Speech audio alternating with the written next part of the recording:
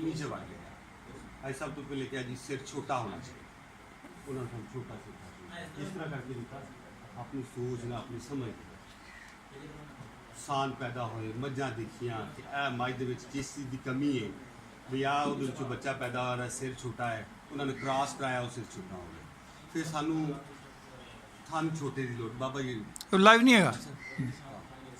वो ये सानू ना मुठ पर थन चाहिए, टिड्डी वाला चाहिए, मोचमा चाहिए, इन्होंने उसी बना दिता।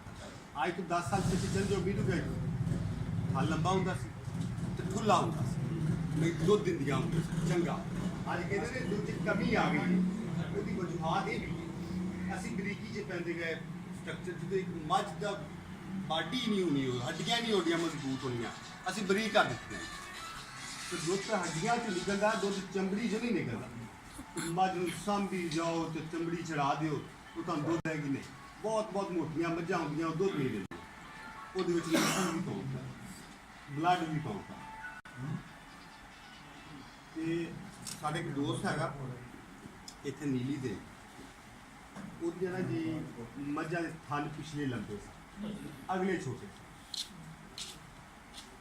ਉਹ ਇਸ ਨਸਲ ਖਰਾਬ ਹੋ ਗਈ, ਕਿਸਾਨ ਨੇ ਨਸਲ ਉਹਦੀ ਖਰਾਬ ਕਰ ਦਿੱਤੀ। ਨੀਲੀ ਦੇ ਖਾਸ ਕਰਕੇ ਲੋਕ ਜਦੋਂ ਉਹਨਾਂ ਕੋਲ ਕੱਟੀਆਂ ਕੁੱਟੀਆਂ ਆ ਜਾਂਦੀਆਂ ਨਾ, ਇਹਨਾਂ ਦਾ ਕਾਰੋਬਾਰ ਹੀ ਮੱਝਾਂ ਦੀ, ਹੋਰ ਕੋਈ ਇਹਨਾਂ ਦਾ ਬਿਜ਼ਨਸ। ਇਹਨਾਂ ਨੇ ਮੱਝਾਂ ਸੇਲ ਕਰ ਦਿੱਤੀਆਂ। ਜਦੋਂ ਅਗਲੀ ਜਨਰੇਸ਼ਨ ਆਈ ਨਾ, ਪਿਛਲੇ ਥਣ ਲੰਬੇ ਅਗਲੇ ਛੋਟੇ, ਹੁਣ ਉਨੀ ਵੀ ਚਾਹੀਦੇ ਜਿਹੜੇ ਖੂਬਸੂਰਤੀ ਦਾ।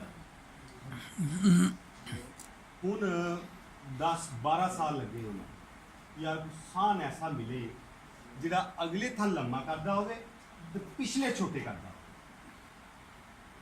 ਹੁਣ ਉਹ ਅਸੀਂ ਪਿਛਲੇ ਦਿਨਾਂ ਜਿਹਾ ਉਹਨੇ ਕਿਹਾ ਜੀ ਬੜੀ 12 ਸਾਲ ਬਾਅਦ ਅਸੀਂ ਕਾਮਯਾਬ ਹੋਏ ਕਿ ਸਾਨੂੰ 12 ਸਾਲ ਬਾਅਦ ਸਾਨ ਲੱਭਾ ਜਿਹਨੇ ਸਾਡੀ ਫਿਰ ਦੁਬਾਰਾ ਨਸਲ ਬਣਾਈ।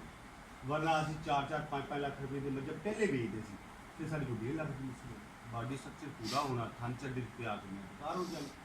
ਕਿਉਂਕਿ ਇਹਨਾਂ ਕੋਈ ਸ਼ੌਕੀਨ ਬੰਦਾ ਚਾਹੁੰਦਾ ਜ਼ਿਆਦਾ, ਦੁੱਧ ਵੀ ਹੈਗਾ ਕਿ ਦੁੱਧ ਵੀ ਨਹੀਂ ਹੈਗਾ। ਗੱਲ ਇਹ ਆ ਕਿ ਸ਼ੁਰੂਆਤ ਕਰਨ ਤੋਂ ਪਹਿਲੇ ਕਾਰੋਬਾਰ ਦੀ ਕਿ ਨਸਲ ਜਿਹੜੀ ਨਾ ਸਭ ਤੋਂ ਅਹਿਮ ਚੀਜ਼ ਹੈ। ਇਸੇ ਘਰ ਦੇ ਵਿੱਚ ਖਿਦਮਤ ਉਹੀ ਹੋਣ ਡਈ ਹੈ ਰਾਣਾ ਸਾਹਿਬ ਦੀ। ਅਗੇ ਕਹਿੰਦੇ ਰਾਣਾ ਸਾਹਿਬ ਖਿਦਮਤ ਕਰਦੇ ਨੇ, ਸਾਰੀਆਂ ਮੱਝਾਂ ਬਰਾਬਰ ਦੁੱਧ ਨਹੀਂ ਦੇਣੀ, खिदमत बराबर हो रही है।